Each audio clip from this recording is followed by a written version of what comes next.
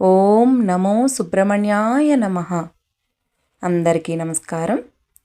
ఈరోజు ఈ వీడియోలో మనం శ్రీ కుమారస్తుతిని, దీని యొక్క అర్థాన్ని మరియు దీన్ని పఠించడం ద్వారా కలిగే ప్రయోజనాలను తెలుసుకుందాం. ముందుగా స్తోత్రాన్ని చూద్దాం. నమః కళ్యాణ రూపాయ నమస్తే విశ్వమంగళ విశ్వబంధో నమస్తేస్తు నమస్తే విశ్వభావన. అనగా కళ్యాణరూపుడు, విశ్వానికి శుభాలను కలిగించేవాడు, విశ్వానికి బంధువు, విశ్వాన్ని సృష్టించినవాడు అయిన దేవునికి నమస్కరిస్తున్నాను.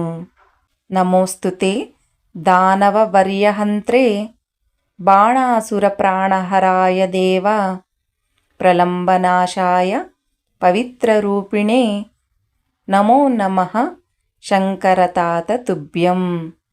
అనగా దానవ శ్రేష్ఠులను సంహరించినవాడు, బాణాసురుడి ప్రాణాలను హరించినవాడు, ప్రలంబ అనే రాక్షసుడిని నాశనం చేసినవాడు, పవిత్రమైన రూపం కలిగినవాడు అయిన శంకరుని తండ్రికి నమస్కరిస్తున్నాను.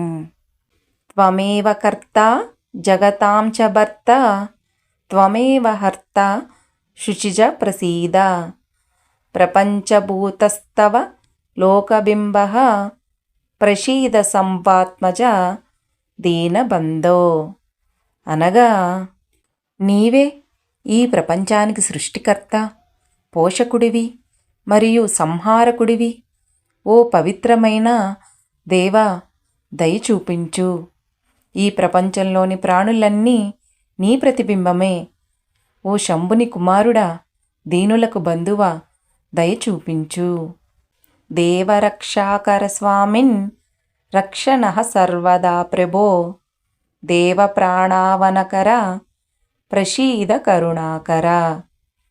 అనగా దేవతలను ఎల్లప్పుడూ కాపాడే స్వామి, ఓ ప్రభు, మమ్మల్ని ఎల్లప్పుడూ రక్షించుము. దేవతలను ప్రాణాలను కాపాడే దేవా, ఓ కరుణామయ, మాపై ఎల్లప్పుడూ దయను చూపుము. హత్వా తే తారకం దైత్యం పరివారయుతం విభో మోచితాః సకలాదేవ విపద్భ్యః పరమేశ్వర. అనగా నీవు రాక్షసుడైన తారకాసురుణ్ణి అతని పరివారంతో సహా సంహరించి దేవుళ్ళందరినీ ఆపదల నుండి విముక్తి చేసిన పరమేశ్వరుడవు. ఇతి శ్రీ శివమహాపురాణే రుద్రసంహితాయాం కుమారఖండే ద్వాదశోధ్యాయే తారకవధానంతరం దేవైః కృత కుమారస్తుతిః.